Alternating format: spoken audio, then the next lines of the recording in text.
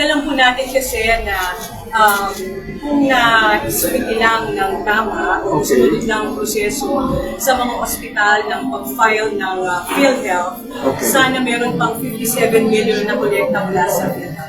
Pero sabi ko po, it's already water under the bridge, tapos na yan, ayoko nang manisig ang kahit sino. Ang sabi ko na lang, ayusin po natin ang sistema sa bawat ospital na dapat talaga i-file ng maayos ang PhilHealth.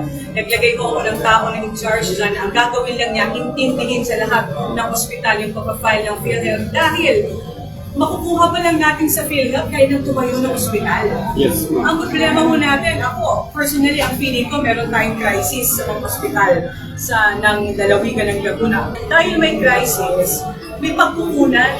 Ang pagkukunan ng isa dyan yung PhilHealth. Kinakailangan lang talaga na ayusin ang proseso para magawa yan. So may mga tao na kung tayo nilagay dyan para ayusin yan. Moving forward, ang importante, maraming makolekta sa PhilHealth dahil babalik din yung servisyo sa mga